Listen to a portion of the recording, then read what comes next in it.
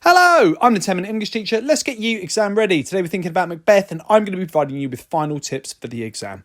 Before we get going, don't forget to like and subscribe. There are plenty of things on the channel to help you revise for English literature and English language. Okay, Macbeth, final tips before the exam.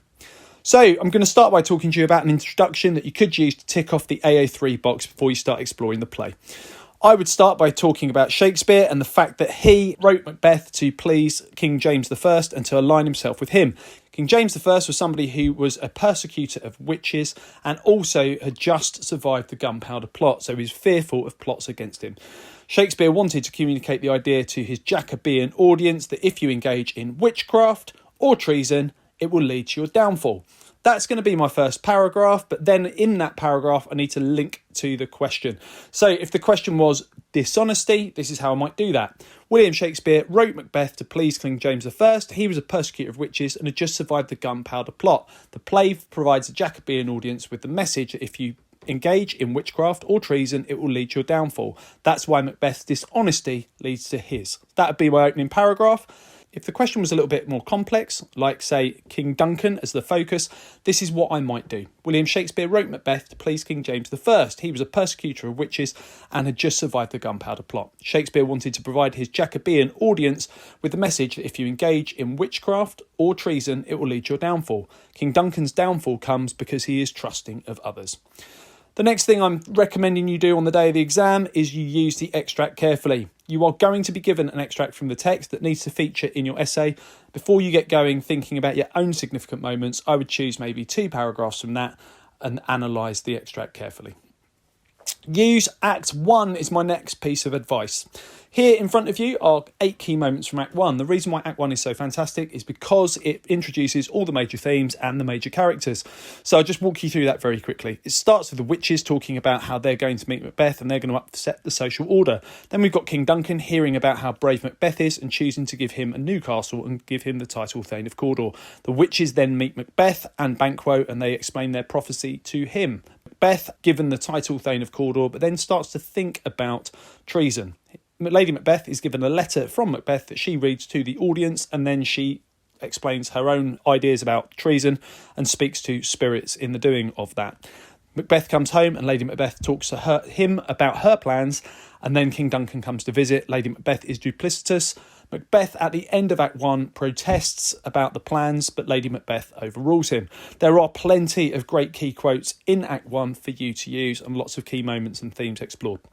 I would also mention structure. If you're aiming for a 7, 8 or a 9, you need to get that in your response somewhere. So it's written in blank verse. The lines on the page look like poetry. So that's something to remember. Iambic pentameter is when you've got 5 pairs of beats in a line and that reflects power or confidence in the play. So when you've got a character speaking in iambic pentameter, that's what it reflects. Here's an example of that. You've got Macbeth at the end in Act 5 saying, "I'll fight till from my bones my flesh be hacked." And the use of iambic pentameter there makes him seem confident. Of course, it's a sense of confidence that is going to lead to his downfall. Just as Hecate says, security is mortal's chiefest enemy. There's another example of iambic pentameter right at the end of the play. Order has been restored. We've got that catharsis from Macbeth's death, and Malcolm addresses the audience using iambic pentameter at the end. So there are also a couple of times when characters speak in prose, which is ordinarily how a novel might be written. And you see that from the porter when he speaks. And interestingly, you also get that later on in the play in Act 5 when Lady Macbeth is sleepwalking to show her loss of power. There's a concept for you that you could use, the Great Chain of Being, and I'm going to explain that to you now.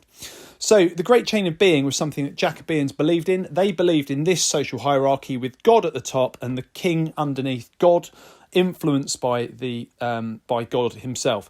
And then below the king, you've got royalty, then you've got thanes and lords, and then you've got subjects, and the porter in the play is at the bottom of the social order. Macbeth obviously causes treason, and that upsets the social order. So Macbeth's treason is the cause of the social order being upset.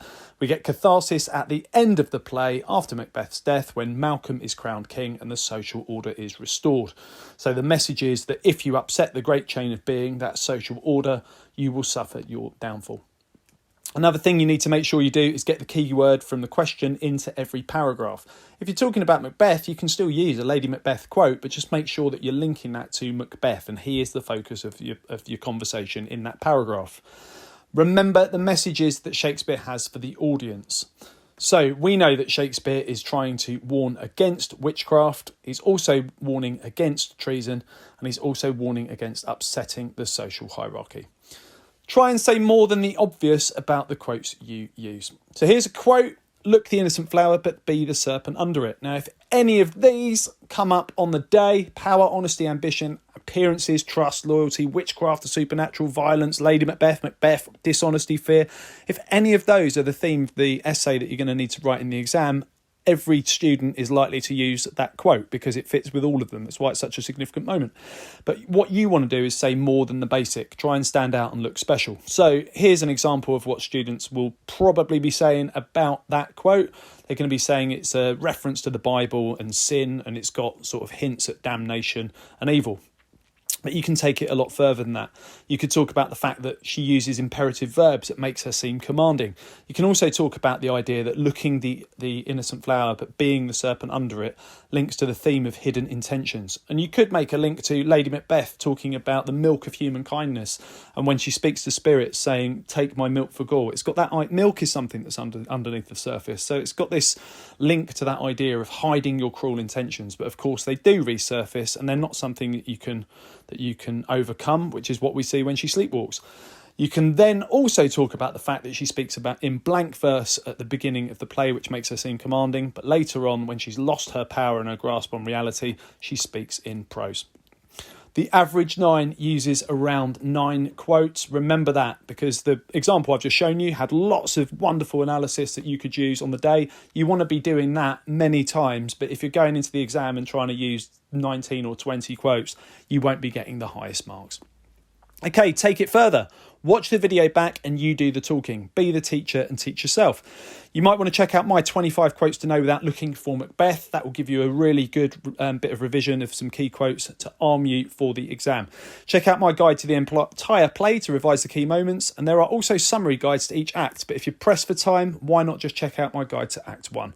And once you've done the exam, why not let me know in the comments how you did? Check out the other videos on my channel. I'll continue to add content. Feel free to ask something you'd like to see me cover in the comment section. Don't forget to like and subscribe and share, and keep revising.